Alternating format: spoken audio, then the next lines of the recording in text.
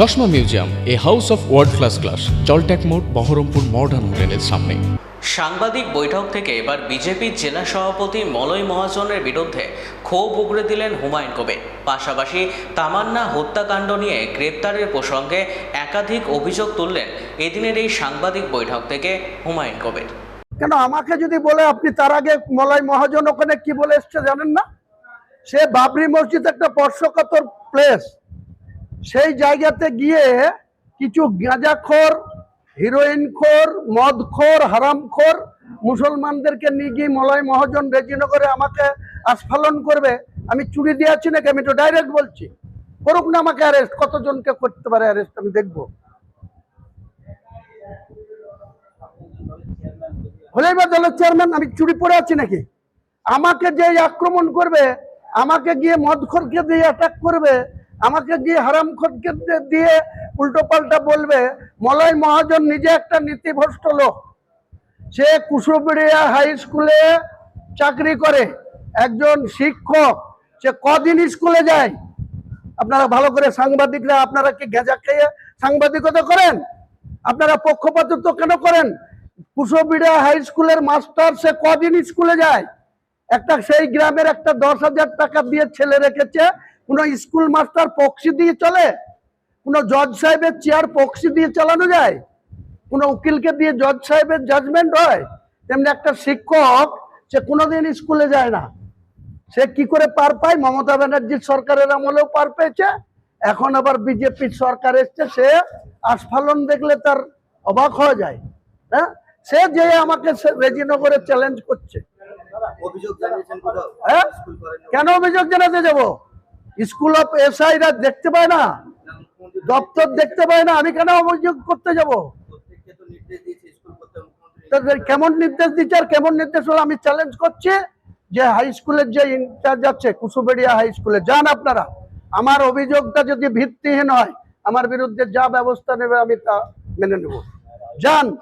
তিনি স্কুলে কোনোদিন যান না।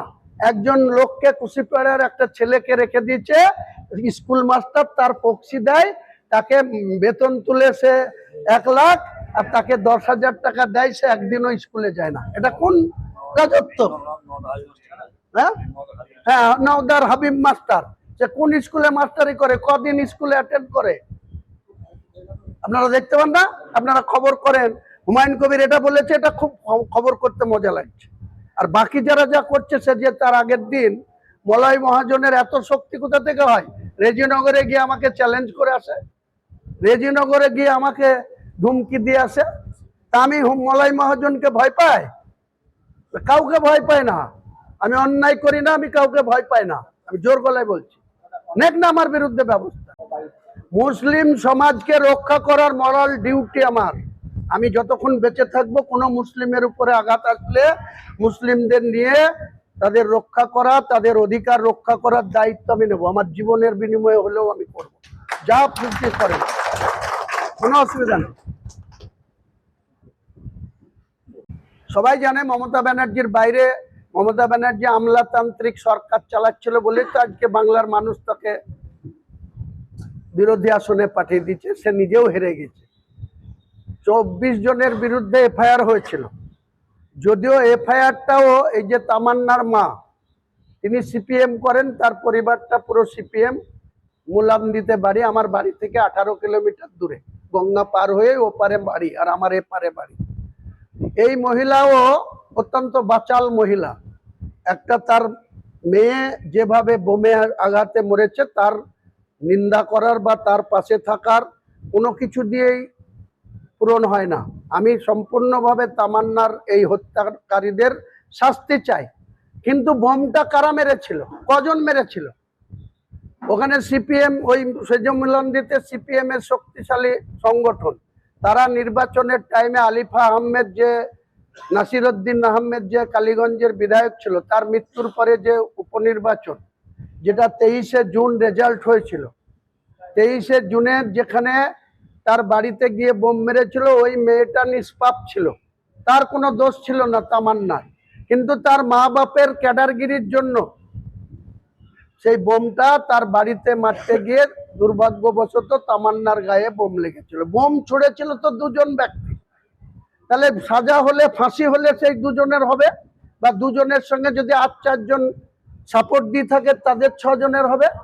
একবারে ভোটার লিস্ট দেখে 24 জনের নামে এফআইআর করে দিল। তাহলে পুলিশ কেন এতদিন করেনি? এখন নতুন মুখ্যমন্ত্রী অ্যারেস্ট করাচ্ছে। এই ডোমকলের এমএলএ রানা, তাকে সাথে করে নিয়ে গিয়ে তারপরে যে আনিস খান হাওড়ার, তার বাপও গিয়েছিল তার ছেলের খুনের বিচার চাইতে। তার ছেলেকে কারা খুন করেছিল? ছাদ থেকে সিভিক ভলেন্টিয়ার আর কনস্টেবলরা ফেলে দিয়েছিল। কতদিন আগে? 2.5 বছর আগে। আর এটা 23শে জুন 2024, 25, 23শে জুন 2025 বাই ইলেকশনের রেজাল্ট হয়েছিল। কারণ 1 জানুয়ারি নাসিরউদ্দিন খাঁ মারা গিয়েছিল। জুন মাসে বাই ইলেকশনের রেজাল্টের দিনে তামান্নার উপরে বোমের আক্রমণ হচ্ছিল। আমরা চাই তামান্নার খুনিরা সাজা পাক, কিন্তু 24 জন কেউ খুনের সঙ্গে যুক্ত ছিল না। আজকে এই সরকার খুব তৎপর যে কোথায় কোথায় মুসলমানদেরকে জেলে ভরা যাবে, এই পরিকল্পনা নিয়ে যারা প্রকৃত খুনি তাদের কিন্তু অ্যারেস্ট করেছিল পুলিশ।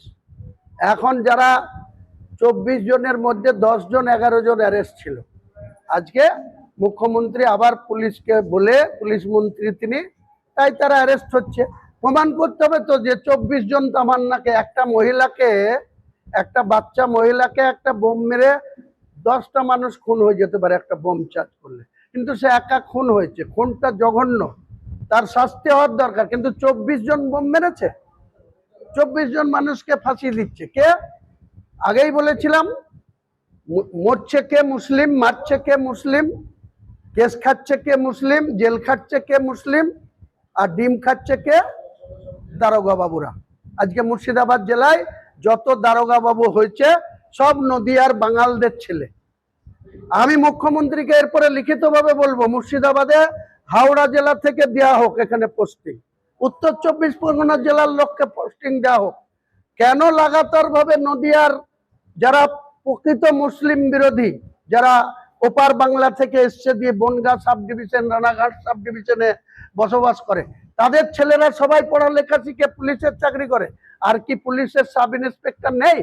শুধুমাত্র বাঙালদের ছেলেদেরকে নিয়ে এসে মুর্শিদাবাদের মুসলমানদেরকে শাসন করতে হবে? এটা কোন নীতি? আর আমরা কি একদম হয়ে আছি, চুরি পড়ে আছি যে আমাদেরকে যা বলবে তাই শুনতে হবে? তাদের বিরুদ্ধে অ্যান্টি করাপশনেও যাব, তাদের বিরুদ্ধে ভিজিলেন্সেও যাব। একটা দারোগা কত টাকা করে মাইনা পায়? 2 বছরের যদি দারোগাদের অর্থনৈতিক ব্যাপারটা ইনকোয়ারি করে, অ্যান্টি করাপশন ডিপার্টমেন্ট ইনকোয়ারি করে, একজন দেখবেন কেউ 50 কোটি টাকার মালিক হয়ে গেছে, কেউ 30 কোটি টাকার মালিক হয়ে গেছে। এগুলা কি দুর্নীতি না? তৃণমূলের দুর্নীতিবাদদের যেমন জেলে ঢোকাতে হবে, তেমনি পুলিশ প্রশাসনের মধ্যে এখনো দুর্নীতি চলছে। এখনো শুভেন্দু অধিকারীর পুলিশ মন্ত্রী, এখনো এই জেলায় নির্বিচারে দুর্নীতিকে প্রশ্রয় দেওয়া হচ্ছে। আমরা দেখতে পাচ্ছি তাদের বিরুদ্ধে কোনো ব্যবস্থা নেই, তাদের বিরুদ্ধে কোনো মুখ খুলছে না। আজকে মুর্শিদাবাদের মতো জায়গায় একসময় বুদ্ধবাবু বলেছিল যে অন্ততপক্ষে একটা দারোগা, একটা থানাতে যদি 8 জন অফিসার থাকে, 2 জনও মুসলিম অফিসার থাকবে। আজকে আমরা মুর্শিদাবাদে 27টা থানা, কোনো মুসলিম ওসি নাই। যা 2-1টা ছিল তাদেরকেও ফিনিশ করে দেওয়া হলো পরিকল্পনা করে। একটা কাউসার ছিল নওদায়, তাকেও সরিয়ে দিয়েছে, বনগাঁ পুলিশ লাইনে ফেলে রাখা হয়েছে। এখানে মুর্শিদাবাদের একটা ছেলে খুরশিদ আলম রেজিনগরের ওসি ছিল, তারপরে সাগরপাড়া না এতে ছিল, হ্যাঁ, সেখান থেকে তাকেও গ্যারেজ করে দেওয়া হয়েছে। এটা কি ধর্মনিরপেক্ষ রাষ্ট্র, না এটা কি হিন্দুস্তান হয়ে গেছে যে তারা যা বলবে তাই শুনতে হবে আমাদেরকে? তারা সংবিধান মেনে চলুক, তারাও শপথ নিয়েছে। একসময় ভারতবর্ষের প্রধানমন্ত্রীকে প্রাক্তন প্রধানমন্ত্রী অটল বিহারী বাজপেয়ী গুজরাটের দাঙ্গার সময় বলেছিল যে আপনি রাজধর্ম পালন করুন। আজকে এখানে এসে কি আরম্ভ হয়েছে? মুর্শিদাবাদ নিয়ে কি ছেলে মানুষই করা হচ্ছে?